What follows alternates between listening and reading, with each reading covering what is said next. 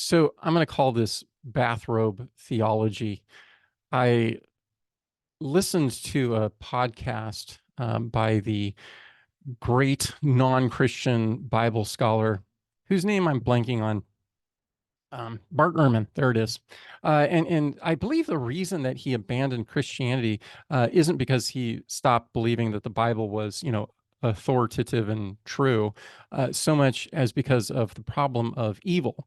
And so he did this podcast where he complained about the kind of trivializing of the problem of evil, uh, you know, almost making light of how evil really is. And so I thought, you know, as I was not sleeping last night, all sorts of responses to him, because uh, I do think this does require some clear thinking because the problem of evil is a real problem. If God is loving and God is good, how can he allow the kind of pain and suffering that he obviously allows if God really exists and God really is loving and God can actually do anything about it? What is our Christian response? And the great Bart Ehrman suggested that our response should be something like, I don't know. It really bothers me, but I still believe and trust in God. And I think, well, no, no, no, we actually have a biblical response if we think through it. But let me start. Let me start with the question that goes to me, the root of the very problem. Oh, and by the way, it's a bit off the cuff that I'm doing, and this really belongs as in conversation. I'd really love to actually have a talk with Bart Ehrman about this, or someone who disagrees with me, or someone who can just help me think through this issue. So, if you want to have a beer or a cup of coffee and talk about this, I would love to talk about it with you. But, my first question is one C.S. Lewis asks. Since you're playing God and think that you would do a better job if you were loving and all powerful, what is it that you want to do about the problem of evil? Because I think what we actually want is we want to continue to be evil and continue to do evil things, but not have evil results. Or we have so deceived ourselves into thinking that, I'm a good person. You just need to get rid of those people. Well, good luck identifying those people. But I guess if you were God, you could identify all those people, except what if you disagree with the conclusion God has about who needs to be eliminated? So, what is it that you want God to do about the problem? If I take a 2x4 and whack your head with it, what do you want God to do? Strike me down before I can do that? Interesting. Do you want God to turn my 2x4 into, air or something, into dust before it could hit your head? But the problem actually goes deeper than that. What is it that led me to do that evil action in the first place? Assuming it's an evil action, you don't actually deserve getting whacked with a 2x4. Do you want God to go inside of my head and prevent me from thinking the thoughts that led me to, hitting you over the head with a 2x4? What is it that you actually want God to do about the problem? Because you obviously disagree with the solution that he's actually given to us. So let's go back to what I consider to be the root of the problem. And it has to do with the image of God, which, the way I take it, God takes the image of God quite seriously, far more seriously than we do. And I admit I don't really like how seriously he takes the image of God. But let me start with, as far as the problem of evil goes, I just want to acknowledge, yes, when children are born into abject poverty, when children are born with the worst kind of, diseases and conditions, and it is just heartbreaking and heart-wrenching. And you look at God and go, whoa, God, how can you possibly allow this? So here is my understanding of the answer. And it goes back to Genesis chapter 1. God decided to create humans in his own image. This is a decision God made. Oh, by the way, uh, all of this is falsifiable. If Christ is not risen, then, all that I'm saying is just a load of BS. But if Christ is risen from the dead, here is, I believe, the basic logic of the issue. God decided to create humans in his own image. In his own image, he created them. In his likeness, he created them. And I do believe he defined what that image is. He said, you will rule over the land and you will rule over the animals. You will have dominion over them. Now, I take that to mean have dominion and rule in the same way God ruled and had dominion in Genesis chapter 1. 10 times he says, it was good, it was good, it was good. What was it good for? It was good for human life. It was good for the land. It was good for the animals. The image of God, we as human beings were made to partner with God, to co-reign with him over the land, over the animals, not, mind you, over other human beings. In other words, we're to extend God's reign. The garden in Genesis chapter 2, it sure looks local to me. And the idea being that human beings would then take that local garden and extend it throughout the entire earth. All the land would be blessed and turned into a garden paradise. Paradise being the Persian word for garden. That's the whole goal of creation, that God would dwell in the midst of his people as we extended God's rule and reign as his image, reflecting God's goodness, God's beauty, God's truth to the land and the animals and the people around us.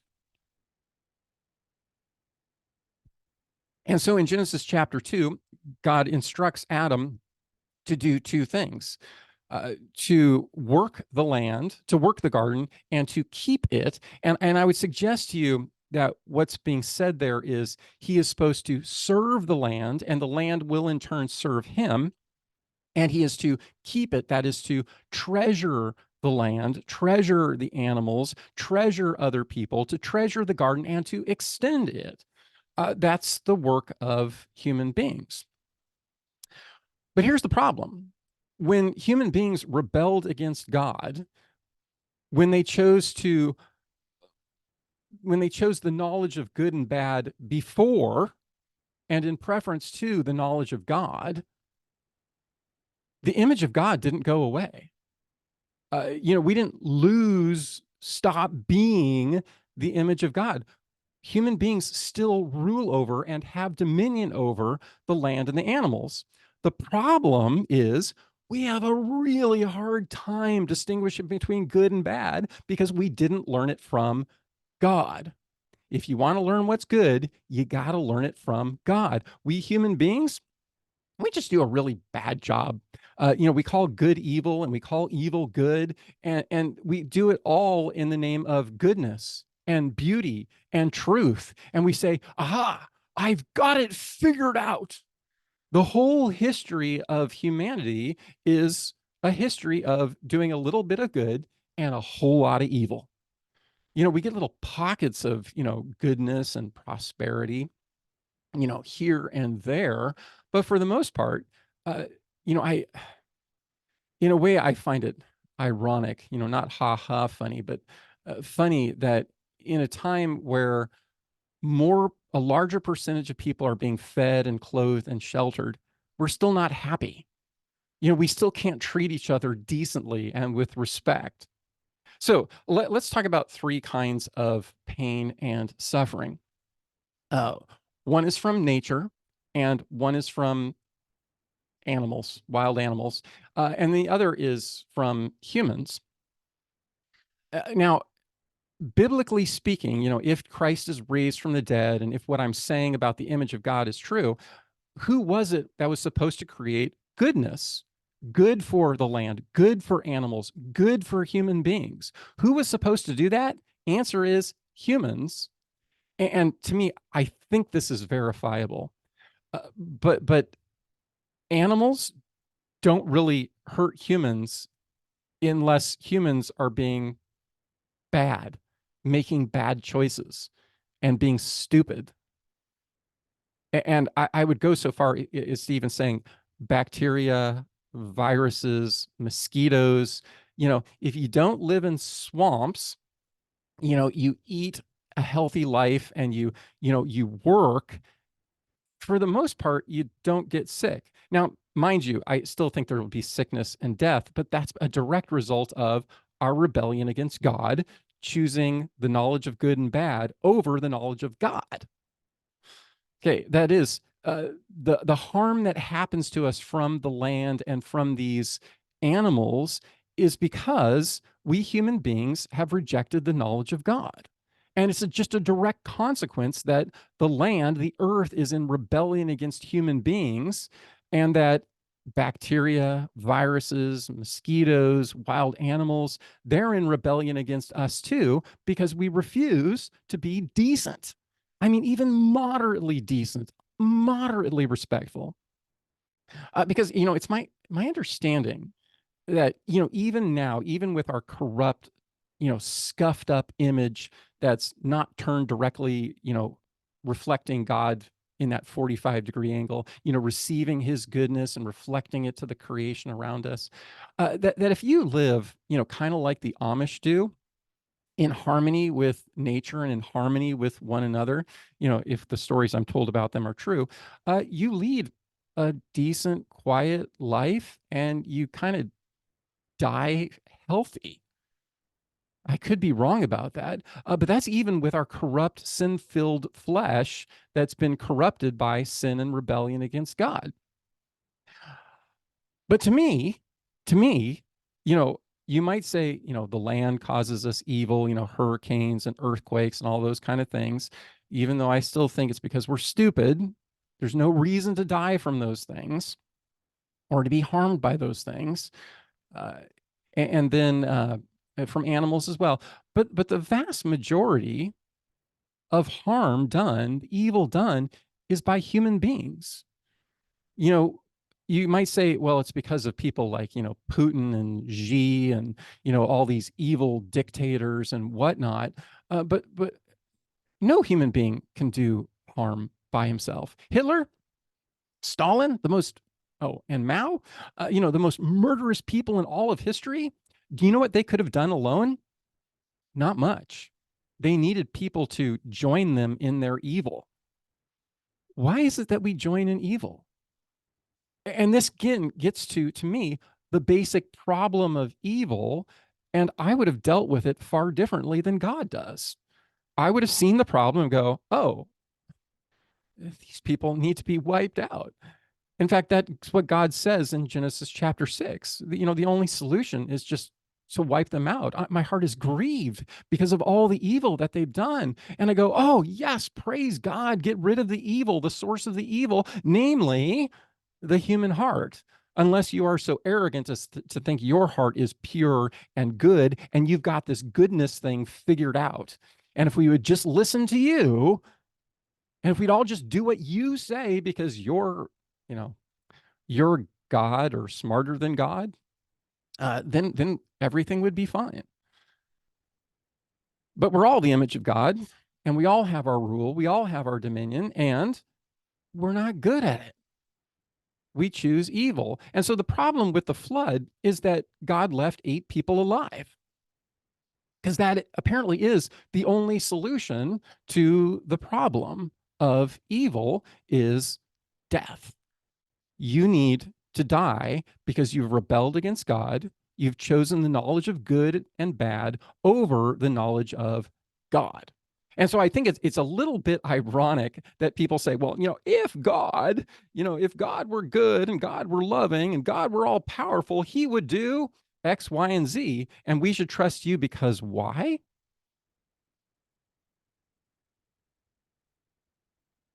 Because here's the thing that really bugs me about God. He apparently, what does he say in the screw tape letters? He apparently loves the little mongrels or rats or whatever he calls us. You know, he actually loves us. And here's the real kicker. Here's the part that you and I really, really dislike. He apparently thinks all the pain and suffering is worth it. I'm not saying it's good. God's not saying it's good. He's apparently saying that the end that he has in mind, the goal toward which he is aiming, people who are going to be, die to their sin in Christ Jesus, reject their rebellion against God in Christ Jesus in his death and resurrection, who die with Christ and are going to be raised on the last day. He apparently thinks that those people raised from the dead, ruling over his good, renewed new heaven and new earth, he apparently thinks it's worth it. And I just shake my head and go, no, no, one little baby crying isn't makes it not worth it. But God apparently disagrees with me.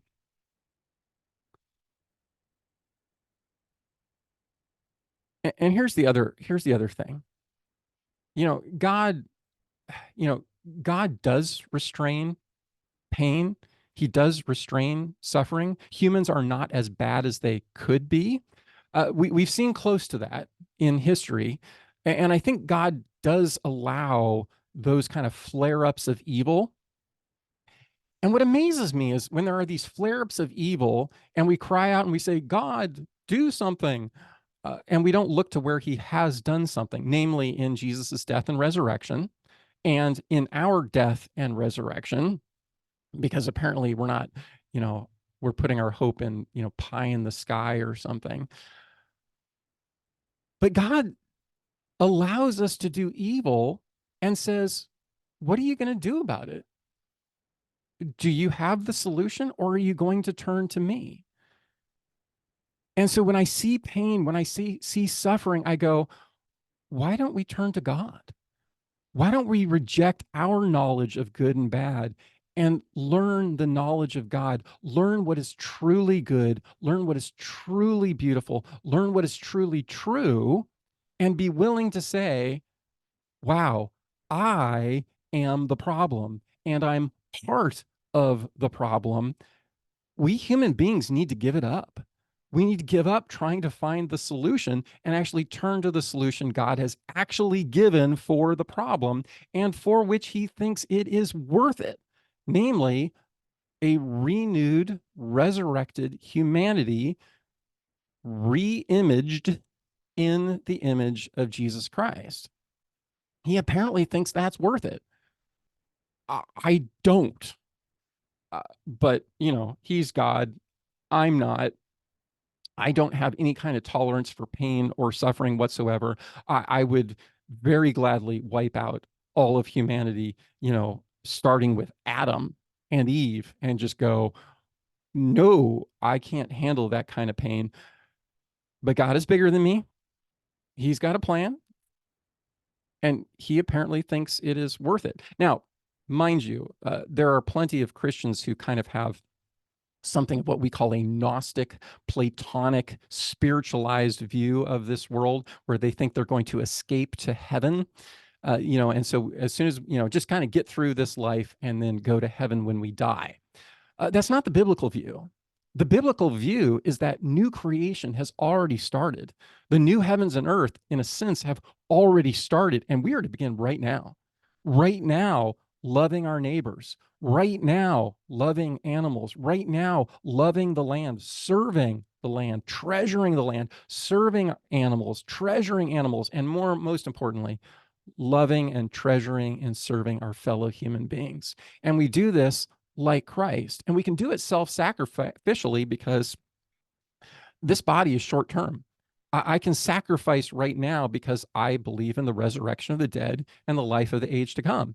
It's really easy, I think, for people who, live middle class American lifestyles to say, oh, hey, you should give to this program, or look what I'm doing to make the world a better place. Good. I'm glad you're doing that. Uh, but we can do so self-sacrificially because of our hope in the resurrection of the body and the life of the age to come. Because if I didn't have that hope, well, I'm probably not as good as you. I'm probably not as good as Bart Ehrman, who I don't know how much of his money he gives to the poor. Uh, I'm sure it's more than I do. I don't know if it's a larger percent or not. I have to ask him. Don't know. But anyway, if if there are any holes in my argument, I'm sure there are. I'd love to have a discussion about this. Talk about it again over a beer over a cup of coffee, work this out, and maybe do a video that's, more well thought out. All right. God's peace out.